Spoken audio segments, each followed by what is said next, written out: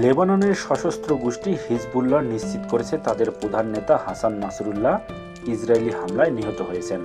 শনিবার গতকাল বিকেলে লেবাননের রাজধানী বৈরুতে ভয়াবহ বিমান হামলা চালায় ইসরায়েল। ওই হামলায় লক্ষ্যবস্তু করা হয় হিজবুল্লাহর সদর দপ্তরকে। হামলার সময় সেখানে ছিলেন হাসান নাসরুল্লাহ। ইসরায়েলের প্রতিরক্ষা বাহিনীর মুখপাত্র রিয়ার অ্যাডমিরাল ড্যানিয়েল হ্যাগারি জানান, বিমান বাহিনী হিজবুল্লাহর প্রধান সদর দপ্তর লক্ষ্য করে হামলা চালিয়েছে। হামলায় 2000 কেজি বাংকার ধ্বংসকারী ক্ষেপণাস্ত্র ব্যবহার করা হয়। ক্ষেপণাস্ত্রগুলো ছোড়া হয় অত্যাধুনিক F-35 বিমান থেকে।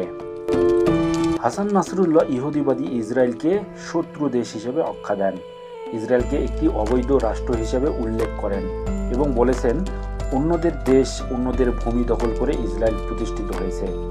তিনি উল্লেখ করেন ইসরায়েলি দখলদারিত্ব বহু বছর পরেও ফিলিস্তিনিদের ভূমি ফিলিস্তিন হিসেবেই বিবেচিত হবে। ইসরায়েল বিরোধী কর্মকাণ্ডের জন্য তিনি ইসরায়েলের শত্রু হিসেবে বিবেচিত হন, যার ফলস্বরূপ তাকে জীবন দিতে হলো বিমান হামলায়।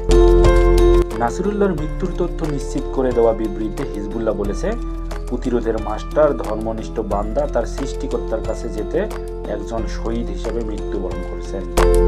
Syed Hasan Nasrullah Hezbollah secretary general যোগ দিয়েছিলেন তার সেরা অমর সঙ্গীদের সঙ্গে, যাদের তিনি দীর্ঘ 30 বছর একের পর এক জয়ে নেতৃত্ব দিয়েছেন। বিবৃতিতে আরও বলা হয়েছে, আমরা আমাদের সহমর্মিতা ও শুভেচ্ছা জানাচ্ছি তার সাথের শহীদদের, যারা তার সঙ্গে এই পবিত্র পথে যাত্রা করেছে বৈরুতে বিশ্বাসঘাতক ইহুদিবাদীদের হামলায়। হিজবুল্লাহ আরও জানিয়েছেন, যদি তাদের প্রধান নেতা নিহত হয়েছেন তা সত্ত্বেও গাজা এবং ফিলিস্তিনিদের সহযোগিতায় লেবাননের প্রতিরক্ষায় শত্রুদের বিরুদ্ধে তাদের জিহাদ অব্যাহত থাকবে। তবে কাতার ভিত্তিক সংবাদ মাধ্যম আল জাজিরা জানিয়েছেন, নাসরুল্লাহর মৃত্যু হিজবুল্লাহর জন্য একটি বড় ক্ষতি, কারণ তিনি ছিলেন এক ক্যারিসমেটিক নেতা, যার এক কথায় রাস্তায় নেমে আসতেন হাজার হাজার মানুষ। এখন হিজবুল্লাহর দায়িত্ব কার হাতে আসবে সেটি নিশ্চিত নয়, তবে নতুন নেতৃত্বে সবকিছু গুছিয়ে নিতে সময় লাগবে। এই হাসান নাসরুল্লাহ যেহেতু হিজবুল্লাহর প্রতিটি যোদ্ধাকে সুদক্ষ যোদ্ধা হিসেবে তৈরি করেছেন, টানা 30 বছর ধরে নিজ হাতে তৈরি করেছেন, তাই তো তিনি এমনভাবে তৈরি করেছেন যেন ইসরায়েলের ভয়ের কারণ হয়ে দাঁড়িয়েছে এই হিজবুল্লাহ।